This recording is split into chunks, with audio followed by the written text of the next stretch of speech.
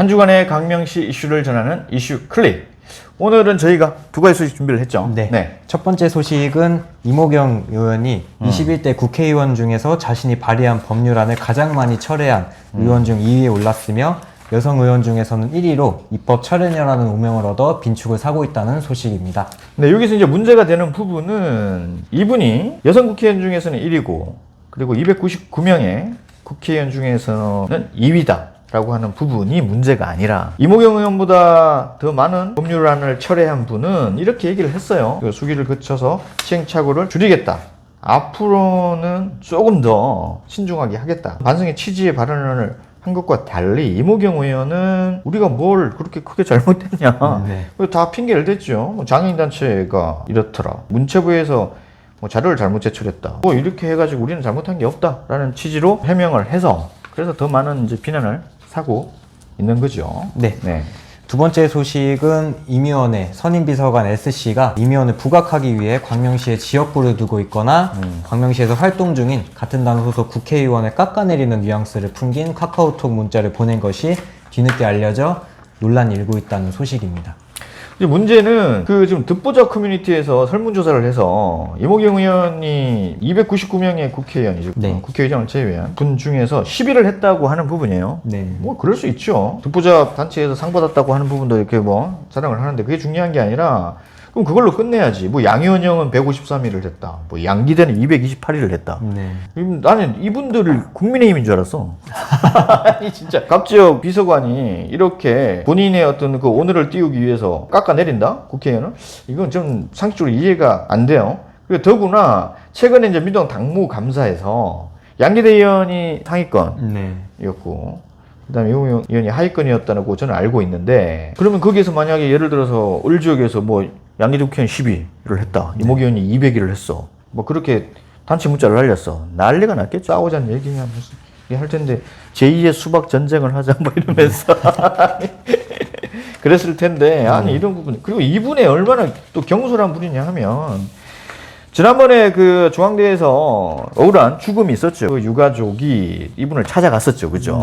유가족이 임의원 지역 사무실을 찾아가니까 거기에 있던 비서관 S씨가 우리가 도와드릴 방법은 없고 11명의 광명시 의원들에게 전화를 걸어서 시의회 차원에서 성명서를 발표하도록 하면은 병원장을 만날 가능성이 크다. 라며 부침 쪽지에 적어서 전달을 했는데요. 더 황당한 소식은 취재가 시작되니까 이 비서관이 유가족 측에 전화를 걸어서 기자한테 이런 내용을 전달하면 어떡하느냐 항의를 했다고 합니다. 결국은 유가족의 뜻이 많이 반영된 협의가 됐죠. 합의라고 해야 되나요? 협의. 그나마 이제 잘 마무리됐죠. 저희가 박성호 광명시장과 양기대 국회의원 두 분한테 부탁을 해서 그 두 분들이 앞장서서 잘 마무리가 됐어요. 참 비교되는 부분이죠. 그러면 이모경 의원을 둘러싸고 왜 이렇게 끊임없이 문제가 발생이 되느냐를 저희가 한번 살펴보면 이모경 의원을 지탱하고 있는 세 가지 조직이 있죠. 여의도 중앙조직하고 그 다음에 지역위원회, 지역조직과 각 지역 시도위원들 이 세 가지 조직이 있는데 이 세 가지 조직 모두 다 문제가 있어요. 먼저 이제 여의도 중앙조직을 살펴보면 앞에서 얘기했던 입법 철회녀라는 오명 이건 아무것도 아니죠. 지난 11월에 엄청난 일을 벌였죠. 이분들이. 뭐였죠? 광명뉴타운 2할구역 초등학교 신설과 관련된 소식이었습니다. 이모경 의원이 발의한 개정법률안이 통과가 되더라도 학교 신설과는 무관한 건데 이 개정법률안이 통과되면 마치 학교가 신설될 거라고 과장된 허위사실을 유포를 했죠. 이 문자를 처음 보내서 확대 재생산을 한 사람이 누구냐라고 하면 중앙에 있는 수석보좌관이에요. 그죠? 그렇게 해서 지금 이모경 의원의 비서관이나 다름없다라고 불리는 우리 안승환 시의장 그리고 심상록 비서관이 이 구역 조합원들부터 갑지역 위원회 위원 단톡방 그렇게 막 재생산했어요. 근데 결국은 2월에 폐기가 됐죠. 2월에 폐기가 됐고 더 중요한 건 이게 통과되더라도 학기 신설과는 무관한데 그에 대한 어떤 일절의 해명이 없었어요. 그죠? 그리고 이제 거기 내에서 이모경이 이 구역을 위해서 훌륭한 일을 하니 우리 조합원들이 후원금을 내서 후원금 인증샷도 올리고 하는 그런 모습도 보였는데 거기에 들어있는 안승환 시의장과 심상록 비서관 이걸 막 부추겼죠. 그죠? 안승환 시의장 부추기까지는 않았으나 그 보고 있는 것 자체가 부추기는 거 아니야? 그냥 아니면 아니라고 얘기를 해야지. 네. 그러면 왜 중앙에서 이렇게 행동을 하느냐라고 보면 이분이 백제인 보좌진에서 있던 사람이잖아요. 근데 왜 여기 와서 이렇게 허술한 모습을 보이느냐고 봤더니 저는 개인적으로 그렇게 생각을 해요. 이 사람이 여러 명의 국회의원 보좌진으로 활동을 했을 거 아니에요. 근데 본인이 봤을 때는 이모경이가 너무 부족한 거지. 그러니까 이렇게 해도 될 것처럼 느껴지는 거지. 너무 아마추어야. 그러니까 본인이 이렇게 해도 된다라고 판단을 해서 이런 부분들을 보여준 거고, 두 번째는 이 사람이 봤을 때는 어차피 이무경 의원이 재선이 안 될 거니까 이제 오명을 받게 하더라도 이 사람 어차피 이분이 끝인데 다음이 없는 사람인데 굳이 내가 뭐 이렇게 촘촘하게 일할 필요가 있냐 라고 생각하는 것 같아요. 그게 아니면 이렇게 할 수가 없죠. 네. 뭐 다른 국회의원들은 이렇게 많은 논란거리를 일으키지 않는데 뭐 이런 논란거리가 있다라고 하면 저는 이 두 가지 중에 하나밖에 그런 생각밖에 들지 않는다. 이제 두 번째, 지역 조직도 문제가 있는데, 아까도 이제 말씀드렸지만 지역 조직에 안승환 시의장도 포함시켜야 되는데, 그분을 포함하면 이분들이 새로 얻은 별명이 있어요. 그죠? 네. 뭐죠? 광명 파괴왕.